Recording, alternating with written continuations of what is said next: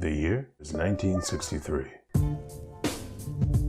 A rising British band just dropped their first album. The Viet Cong prolongs the fight in Nam, and Martin Luther King is arrested in the city of Birmingham, Alabama, after a court sided with the Birmingham city government and demanded that he end the protests against segregation that he had planned that day. You guys, I'm pretty sure he didn't listen. King was booked and placed alone in a cell. He was denied a mattress and forbidden from making any phone calls, and his time in the Birmingham jail marked the rock bottom for his socio-political agenda. His boycotts, marches, and sit-ins against the Jim Crow regime just weren't working. His people were being constantly beaten, hosed, dog-sicked on them, their families threatened and harassed, their properties destroyed. And in the face of such brutal opposition, many of his supporters were getting fed up with his non-violent approach. Popular support for the Black American struggle against the violence and lawlessness of Jim Crow was in the gutter across the continental U.S. And during this darkest hour, 8 white Southern clergymen, pastors, and bishops from across Alabama came together to write a public letter to King titled A Call for Unity. These men assured King that they weren't racist and they weren't unreasonable. They were Christians like him, and they disapproved of the institution to enshrine notions of racial inferiority and supremacy into American law and jurisprudence. We need to dismantle this system, they said. Just not like that. Not while being so rude about it. White liberalism is a cultural, legal, and political phenomenon that is defined by the belief that left-wing stances on issues of race, economics, and individual rights should be supported, but not to any extent that would undermine the veneer, the facade, of social civility and normality that the suburban and upper-class white populations have become used to. White liberalism mythifies the norms, the guardrails, and the rules that create the illusion of a prim and proper functional society. There's a much greater importance placed on the aesthetics of functioning government rather than the substance of functioning government. And at the core of white liberalism is a romanticization of compromise and finding common ground, even when that means compromising on people's basic human dignity. Now please don't get it twisted. Compromise itself is not inherently bad. It's often necessary to get things done. The people I'm talking about don't see compromise as a means by which a goal can be achieved. They see compromise as the goal itself. I can't not stress this enough. Which means that I can stress this enough. Being white and having a more liberal mindset doesn't mean someone automatically prescribes to white liberalism. I want to make the case that white liberalism is its own distinct ideology and worldview, separate from that of broader liberalism. But just as with nationalism and white nationalism, there can still be a significant amount of overlap. To keep things simple, I plan to focus on the politics and law of the United States in this video. And yeah, while the phenomenon can be found pretty much throughout the entire Anglosphere, UK, Australia, Canada, I think the US example is the best showcase of how powerful and conniving white liberalism can really be. But despite its strength, there is no white liberal party. There's no clear white liberal leadership or agenda, and white liberalism is rarely ever analyzed as its own mode of government and society. So let's go deep together, right? Deeper than anyone else has ever gone, to get into exactly how destructive this mild-mannered ideology can be. And what better way to begin than to rip apart white liberalism's biggest flaw, the gross enabling of evil.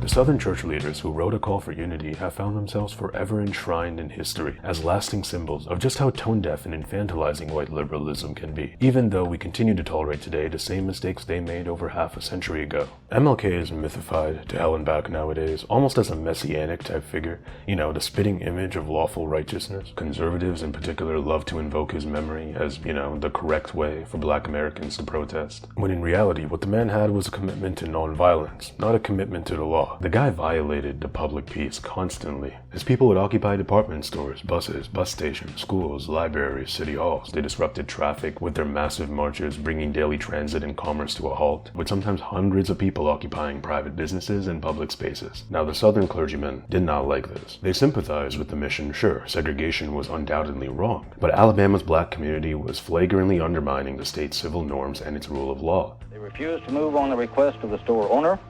They put on a boorish exhibition of what seems to me plain bad manners in crashing into a place where they are not welcome. Instead of these illegal sit-ins, occupations, and marches, they argued King and his associates needed to come together and negotiate with the city. They needed to talk face-to-face to find common ground with the city government and compromise when necessary to gain some much-needed wins for their operation. The clergymen didn't know at the time, but they were about to eat ass. In response, King wrote the now historic Letter from Birmingham Jail, where he made clear as day what good manners did for the average black man, woman, and child living in Alabama. From mobs of white terrorists regularly lynching innocent black civilians, from Birmingham police conspiring with the Klan to ambush and bomb buses carrying black protesters in 1961, to white men brutally murdering black children over false allegations and finding themselves acquitted of all charges by the all-white juries and judiciary. Central to the law of Alabama was the use of violence against its black population, through lynchings, rape, and the destruction of their property, their homes, and their churches. MLK masterfully explains in the letter how institutionalized racism goes light years beyond making life harder. It instills in its targets a sense of nobodiness, a never-ending barrage of attacks on the individual's self-esteem, and their understanding of themselves as worthy of respect and self-actualization. And yet to the white clergymen, it was the black Alabamans who were in the wrong for having the nerve to protest without a permit, and they needed to sit down and negotiate with the people hosing them down and trying to murder their children. And if all that wasn't enough, King details in the letter how his congregation had tried negotiations with the city to put this madness to an end, and as part of the agreement, the city vowed to forbid businesses from putting up signs that read out humiliating and degrading racial attacks and slurs. In response, all the demonstrations, the protests, occupations, and marches were put on halt. Birmingham's black community held up their end of the deal, the protests stopped, but the city didn't. Most of the signs weren't touched at all, and a few that were removed were put back up after a matter of days. There's an old saying in Tennessee, I know it's in Texas, probably in Tennessee, that says, "Fool me once, shame on you. It fooled me, we can't get fooled again." And it's here where we see white liberalism collapsing on itself. The ideology doesn't really have an answer for when the rule of law and the institutions around us can't get the job done. And just you wait, we're going to see a lot of that in this video, especially as we get closer to the present day. It assumes that the law always operates for the betterment and protection of everybody, and never to maintain certain power hierarchies or benefit the powerful at the expense of the vulnerable. And so the white liberal supports equality. They support the struggle of vulnerable populations for basic respect, safety, and dignity in their own lives. But the moment their suffering begins to expose the rot embedded within the political and legal institutions that the white liberal was taught their entire lives to believe in, the cognitive dissonance kicks in, and that support contorts into resentment and indifference. The same way conservative Republicans today cast emancipatory movements as fundamental threats to their voters' way of life, the white conservative Democrats of 1960s Alabama saw the dissolution of Jim Crow as a nightmare scenario, the infiltration of communism even. They didn't care for the carnage, brutality, and lawlessness of the Jim Crow regime, because in their minds, the system worked just fine. And when it came time for the white liberal to choose between the black population fighting for basic dignity and the white segregationists beating them with batons, they chose the side of the law. Now, a lot has changed since 1963. A lot has stayed the same too. But as American society has become more open and more culturally libertarian, white liberalism has evolved and adapted with the times through its eternal mission of ensuring only the politest of socioeconomic progress can be made. And to see what I mean, let's turn our pages to everybody's favorite year, 2008. Hello, Chicago! We now have the benefit of hindsight. We know what he ended up becoming, the good and the bad. A lot more bad than good in my opinion. But it's hard to understate the fervor and the optimism when Obama was first elected. His image in 2008 versus today, apples and grapes, man, not even oranges. The coalition he built brought together record numbers of black people, LGBT people, young people, women, while also maintaining strong support among the white working class. He entered office with an approval rating in the high 60s, the highest of any president since Jimmy Carter, and his presence on the ballot gifted the Democratic Party with an overwhelming majority in the House and a near supermajority in the Senate, 59 senators, more than any Senate victory since 1975. Voters gave this dude the mandate of the goddamn world, and for good reason. The Great Recession was devastating the USA, the W era had morphed into a dystopian nightmare of surveillance, war, and lies, and voters wanted results. They wanted jobs back, they wanted legislation passed, they wanted racial gaps in wealth and education to close, anything to prove that the dysfunction and incompetence of the Bush years truly was just an anomaly, not the new normal. They turned out for their boy, and now the government needed to hold up their end of the bargain. Now, that's not what happened, but things could have been so different had the white liberal dogma not reared its head once more.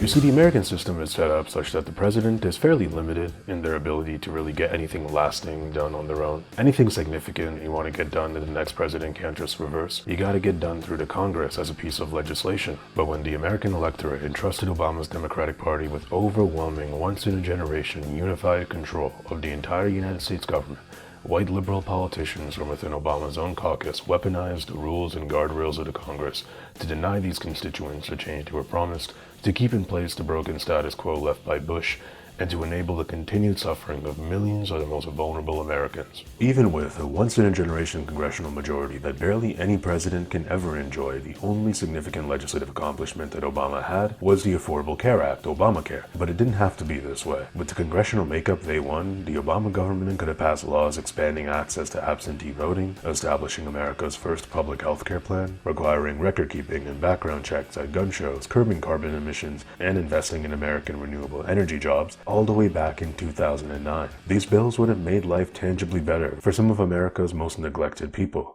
Voting legislation would have protected Americans from state laws looking to disenfranchise them. A DACA bill would have ensured that countless Latin American families in America could stick together, protecting hundreds of thousands of children from the traumatic nightmare of deportation based on something entirely out of your control. Investing in renewable energy jobs would have helped offset the U.S.'s working class decay by bringing new jobs into industrial communities, and would have brought the U.S. infinitely closer to its emission targets today. But of course, none of these people were really much of a concern to the white liberal faction.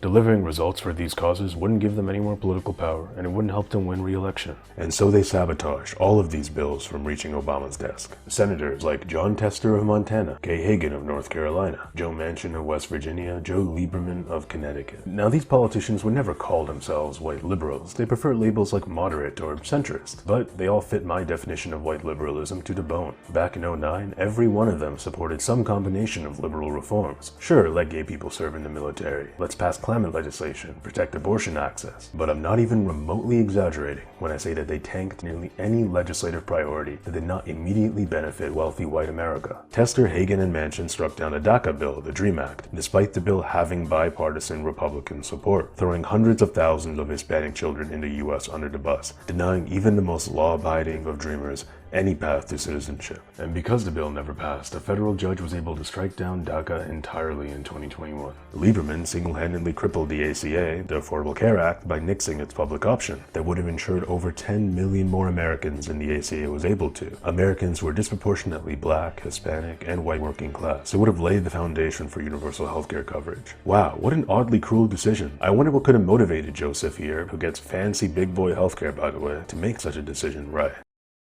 And the bills to expand voting rights, to add background checks to gun shows, and invest in renewable energy didn't even make it past debate. We know how it would go at this point, right? Rules over results. That's what government is about to these people. And the rule that enabled these politicians to doom these bills and keep American government paralyzed was the Senate filibuster, a trivial government norm nowhere to be found in the U.S. Constitution that says nearly all legislation needs a supermajority of 60 votes in the Senate if it wants to become law, rather than an absolute majority of 51, the same rule that was weaponized in the 20th century to maintain the Jim Crow regime and to prevent the passage of the Civil Rights Act under Kennedy in 1963. You see how this all comes full circle? The same rule weaponized against the black American, the Hispanic American, will be weaponized against the white laborer when the time is right. If you're still there, I like you a lot. A common criticism white liberals make of abolishing the filibuster is that should it disappear, the conservatives will also be able to pass any laws they want with only 51 votes, a way easier threshold to reach than 60. But I would argue that that's how elections are supposed to work. If one party wins a governing trifecta, an absolute majority in both chambers of the Congress and the office of the executive, why shouldn't they be able to pass their agenda unobstructed? I understand having roadblocks in the case of divided government when at least one chamber of the legislature is controlled by the opposition,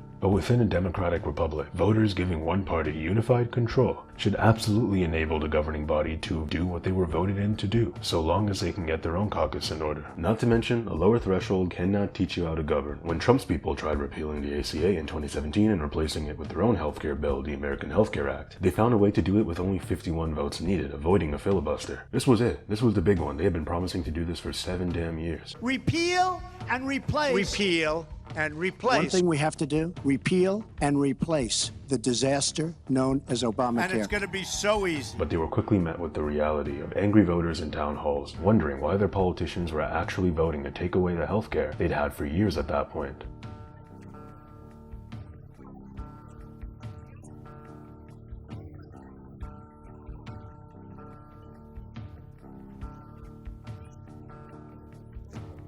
The repeal failed, not just because the governing party couldn't unify its people behind the effort, but also because the Republican alternative to Obamacare was incredibly unpopular, and many congresspeople who voted to repeal the ACA lost their re-election later that year. I like this system a lot. Let the voters decide which politicians to reward and which to punish, based on the real-world consequences of what their goals would look like if actually enacted in law. Most state senates also don't have any filibuster, and state laws don't violently oscillate back and forth. So no filibuster wouldn't yield wild changes in federal policy. What it would do, it would enable government to legitimately pass real, tangible policy accomplishments when given a mandate by their constituents. It would single-handedly end so much of the gridlock in DC that everybody across the political spectrum loves calling out, but that nobody seems to want to fix. To men like Lieberman, like Manchin, the only thing that matters is that people buy into the mirage of a functioning government. Think about it, right? One wealthy-ass man from one state representing 1% of the entire US population, bankrolled entirely by wealthy white donors, can deny millions of the most vulnerable Americans the life-saving healthcare they need to live single-handedly. And yet this class warfare is formalized and bureaucratized to hell and back, marinated in a stew of arbitrary procedures and committee negotiations and Senate rules, to the point where the only thing that comes out the other end, the only news that the citizen hears, is that Lieberman voted a filibuster, not Lieberman made a call that will objectively leave more Americans sick and dead. The government doesn't have to do anything, while still looking like it's doing something. Now let me be crystal clear, the failures of the Obama government weren't all the doing of white liberal senators within his party, not even close. But even Obama's own mistakes were largely made in service to the norms perpetuated by the white liberal ideology. He never placed any pressure on his caucus to abolish the Senate filibuster to get his policy objectives passed into law, when he could have easily done so with just 50 votes in the Senate, using what's referred to as the nuclear option of establishing a new Senate precedent, pursuing compromise and validation instead of just pursuing his agenda with the votes that he had. And he consistently turned a blind eye to the suffering of anybody who wasn't a white suburbanite or uptight socialite, ramping up the use of deportations and drone strikes from the Bush years, really, more than Bush, while also failing to pass wage increases into law, renegotiate NAFTA. Well, there's no doubt that NAFTA needs to be amended. And I've already said that I would contact the President of Mexico and the Prime Minister of Canada. Or establish a state relationship with organized labor.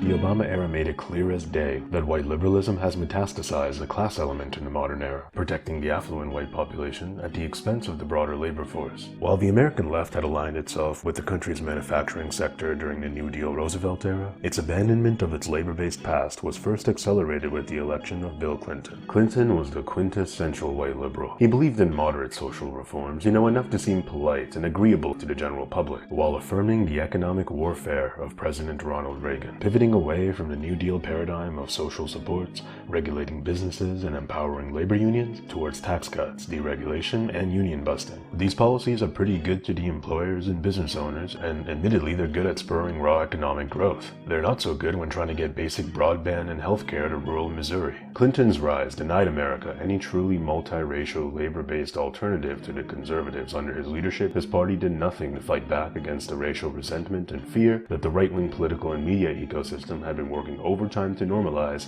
ever since the days of Goldwater, Nixon, and Reagan, especially after decades of progress towards racial equity through the Civil Rights Act and through President Lyndon Johnson's Great Society programs. His party turned a complete blind eye to the communities hit the hardest by globalization, food deserts, overzealous policing, lead poisoning, and times of economic recession. Instead, he solidified his party's status as Republicans' light, and his administration worked with the conservatives to pass bills accelerating the mass incarceration of Black America, defunding welfare based on right-wing myths of welfare fraud, and enabling the continued deterioration of America's low-wage labor market. And when Obama took over, he emulated the Clinton style of governance, which, alongside white liberal senators sabotaging any good his agenda could have done using the filibuster, only continued the entrenchment of inaction, bystanding, and incompetence within the politics and culture of the American left, making it clear as day that some things really just haven't changed since them Southern clergymen wrote a call for unity. Which leads us to today.